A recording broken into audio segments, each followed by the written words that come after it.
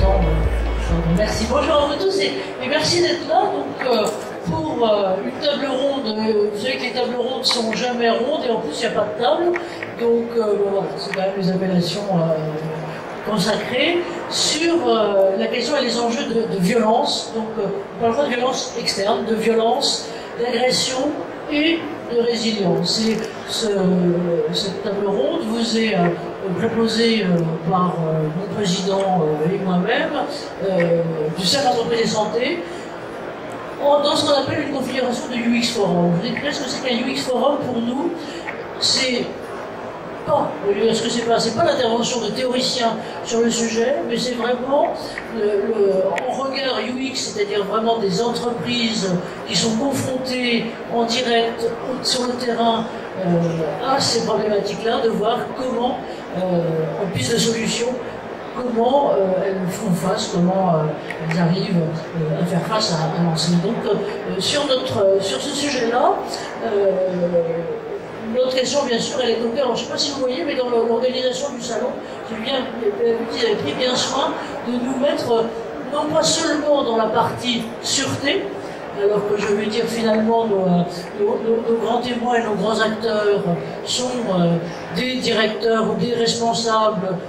de la sûreté et aussi sécurité et aussi HSE et aussi impact humain, ce qui est la question. Mais on est donc dans la partie plutôt HSE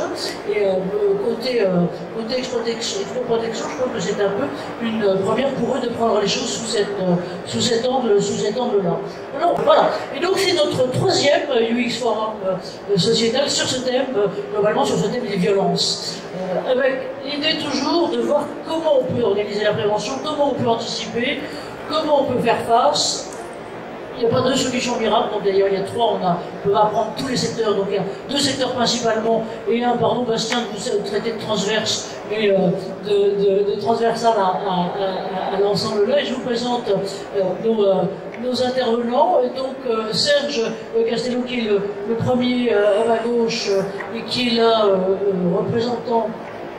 le pilote, je veux dire, de la sûreté pour le groupe Transdev. Il nous expliquera que le groupe Transdev, c'est aussi un groupe international, donc bien sûr, un groupe de transport que nous connaissons tous, et avec une carrière, et d'ailleurs, si je peux me permettre, c'est un peu le truc en commun que vous aviez tous les trois. Si nous, du côté du cercle, on est, j'allais dire, sur la santé globale au travail bien commun, vous avez été, vous êtes encore sur la sûreté et la sécurité des personnes bien communes, notamment par vos carrières antérieures, puisque vous étiez soit de façon militaire, soit dans la police, soit de façon militaire, sur des terrains d'opération internationale et sur lesquels la question de la sécurité des personnes, et notamment la sécurité donc à la fois des personnes que vous sauviez quand vous êtes en sauvetage, ou bien et aussi de la sécurité de vos propres équipes, est en question. Donc Serge, de ce côté-là, voilà, vous pilotez depuis une dizaine d'années maintenant la question des enjeux de sûreté et sécurité dans ce groupe qui est en pleine expansion. Et je dois dire que, si je peux me permettre, c'est un peu par votre prédécesseur qu'on a découvert au cercle à quel point ces questions de violence, donc il y a plus de 10 ans, c'est-à-dire presque 20 ans globalement là maintenant, j'allais dire que du côté des RH, du côté du HSE, ce n'était pas encore une problématique très présente, mais on la sent et on la sent malheureusement en tout cas monter de façon tout à fait importante maintenant. À sa gauche, Jugurtha Yanat, alors c'est l'homme qui vient du Nord, là, puisqu'il vient de Lille, il est directeur sûreté sécurité de Boulanger, de Boulanger pour toute l'enseigne de distribution présente sur toute la France, et donc à côté du métier de transport, autre métier, celui du commerce et de la distribution, et on verra que